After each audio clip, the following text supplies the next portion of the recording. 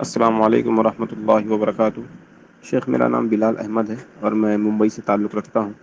شیخ، میرا سوال یہ تھا کہ سفر کے بغیر گھر میں یا کسی اور وجہ سے دو نمازوں کو اکٹھا کر کے پڑھ سکتے ہیں یا نہیں؟ جمع بین الصلاتین کر سکتے ہیں یا نہیں سفر کے علاوہ؟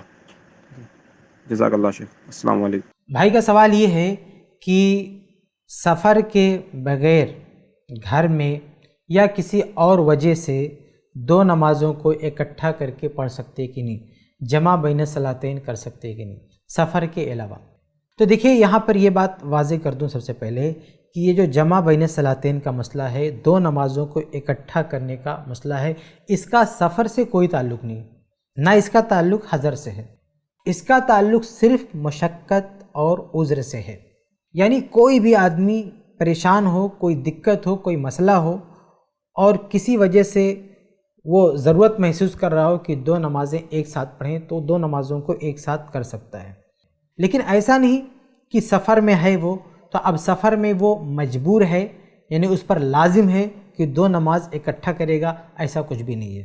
اگر ایک آدمی سفر میں ہے اور ہر نماز کو اس کے اپنے اپنے وقت میں پڑھ سکتا ہے، کوئی دقت نہیں، تو اس کو بلا وجہ دو نمازوں کو ایک ساتھ نہیں کرنا چاہیے۔ سفر میں دیکھیے، نمازوں کی تعداد کے سلسلے میں اصل یہ ہے کہ قصر پڑھے گا، کیونکہ وہی اصل ہے۔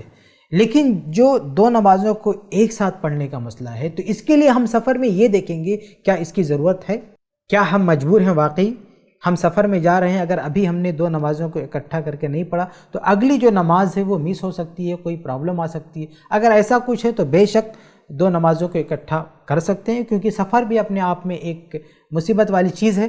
لیکن اگر سفر آرام دہ ہے، اس میں ایسی کوئی دقت نہیں ہے اور ایسا کوئی اندیشہ نہیں ہے کہ آگے چل کر اگلی نماز ڈسٹرب ہو سکتی ہے، تو اس سے دو نمازوں کو بلا وجہ اکٹھا نہیں پڑھنا چاہیے، بلکہ الگ الگ اس کے اپنے اوقات میں پڑھنا چاہیے۔ یہ سفر کا مسئلہ ہو گیا۔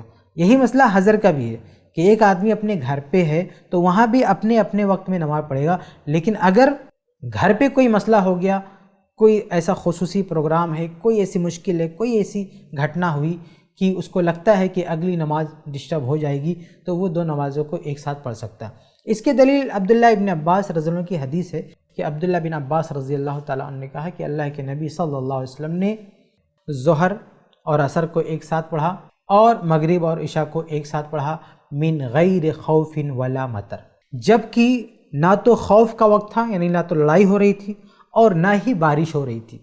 بعض روایتوں میں ہے کہ عبداللہ بن عباس رضی اللہ عنہ سے پوچھا گیا کہ ایسا کیوں کیا، جب خوف کا موقع نہیں تھا، کوئی لڑائی نہیں ہو رہی تھی، بارش بھی نہیں ہو رہی تھی، تو پھر دو نمازوں کو اکٹھا کیوں کیا؟ تو عبداللہ بن عباس رضی اللہ عنہ نے فرمایا لِأَلَّا يُحْرِجَ أُمَّتَهُ، اس لیے تاکہ اپنی امت کو حرج میں نہ ڈالیں۔ تو اس سے بعض علماء نے لکھا ہے کہ یہ اشارہ ملتا ہے کہ یہ جو دو نمازوں کو اکٹھا پڑھا گیا تھا وہ کسی مشقت کو رفع کرنے کے لیے، کوئی معاملہ تھا، کوئی مشکل تھی جس کی وجہ سے یہ دو نمازوں کو اکٹھا کیا گیا تھا۔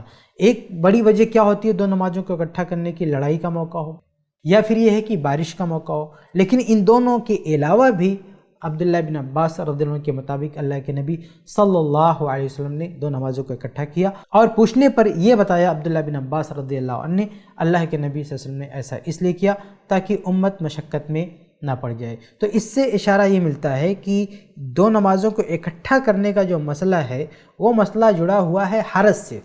اگر آدمی حرج محسوس کرے، حضر میں ہو یا سفر میں ہو، کوئی مشکل ہو، کوئی آفت ہو، کوئی پریشانی ہو، تو دو نمازوں کو اکٹھا کر سکتا ہے، چاہے وہ سفر میں ہو چاہے وہ حضر میں ہو۔ اور اگر آدمی کسی مصیبت میں نہیں ہے، کسی مشکل میں نہیں ہے، کسی پریشانی میں نہیں ہے، تو اسے دو نمازوں کو اکٹھا نہیں کرنا چاہیے، چاہے وہ حضر میں ہو چاہے وہ سفر میں ہو۔ تو یہ جواب ہے آپ کے سوال کا کہ بغیر سفر کے دو نمازوں کو اکٹھا کر سکتے ہیں کہ نہیں کر سکتے۔ امید ہے کہ آپ کو جواب مل گیا ہوگا۔